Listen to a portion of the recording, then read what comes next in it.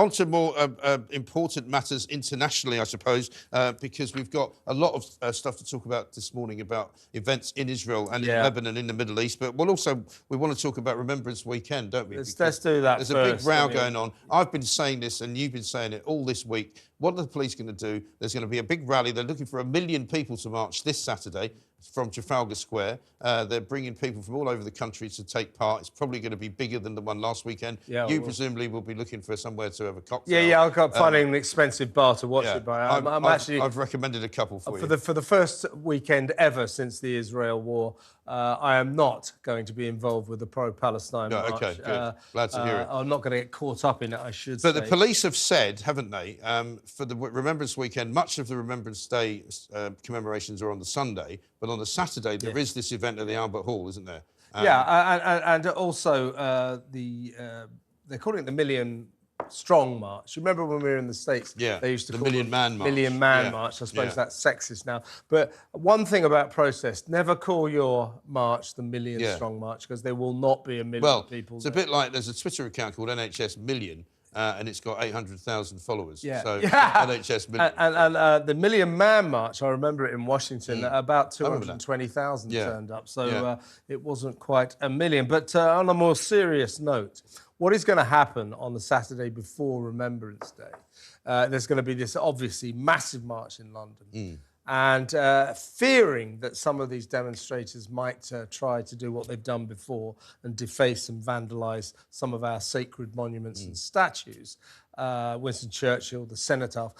These impressive people, if you ask me, including my co-host Alex Phillips, are going to form a cordon around the cenotaph. They call themselves Save the Cenotaph. Okay. And they're going to make sure it doesn't get vandalised. Now, I'm really impressed with them for doing this, and I'm with them all the way, but it does make me worry that this will become a real flashpoint between the demonstrators and the Save the Cenotaph. And on the Saturday as well, there's going to be, as I say, 2 performances, I believe, in the Royal Albert Hall, one at 2 o'clock and one at 7 o'clock at night. So right in the middle of central London.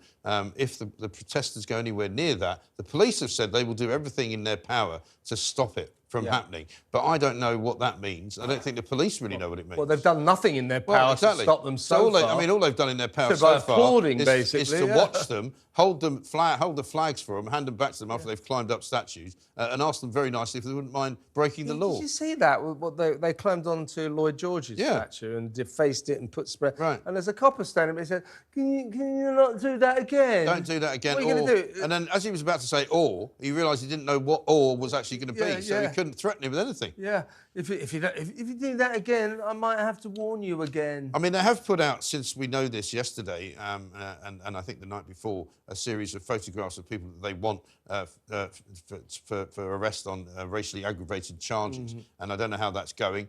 They've also arrested a couple of people, haven't they, who, after the fact, they managed to catch up with. They have caught the people who were wearing the paraglider stickers on their jackets the first weekend. But it's just not going to stop this. The rallies are going to continue. There's clearly another kind of agenda going on. I was watching once again for my sins, watching Newsnight last night. You know, incredible questions and incredible applause given for people saying some really anti-Semitic things. And when one of the panellists was from the Board of Deputies of British Jews, whenever she said anything, stony silence. Nothing. Absolutely. Incredible. It's incredible that after what Israel suffered, 1,400 innocent Israelis. And are still suffering. Still suffering with the hostages. What has that triggered here in Britain?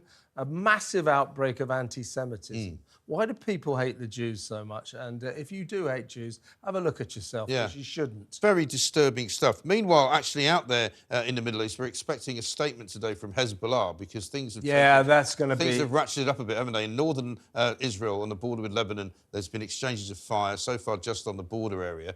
But Hamas and Hezbollah are very closely linked, of course, with Iran. Hezbollah are much more powerful. The Hezbollah statement will be very interesting today, because if they make any suggestion that they're going to join in, the Israelis have said, we will punish you in a way that you can't even imagine.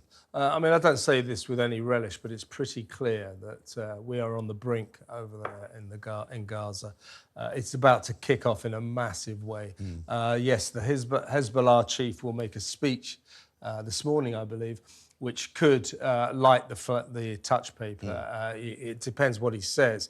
But meanwhile, in Gaza, Israel has now surrounded Gaza City with tanks and they're about to go in. That is huge. Yeah. That is huge. So it makes me laugh, all the international community, oh, let's call for a ceasefire, calls for a humanitarian pause. Israel's just not listening. No. That's what makes me laugh about Labour tearing itself apart in this internecine war.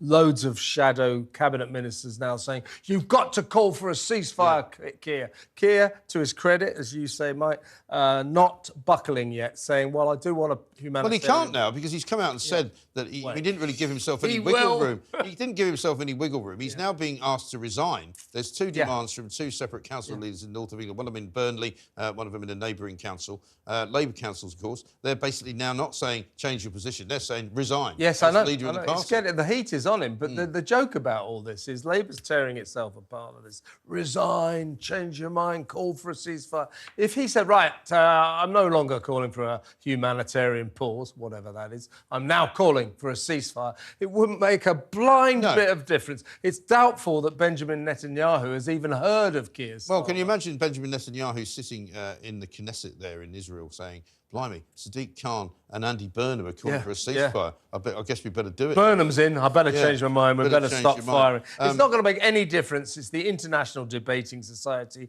Israel is locked into this war and it will proceed. It will not call a ceasefire. So you can call for it all you like. It ain't going to make no difference. No.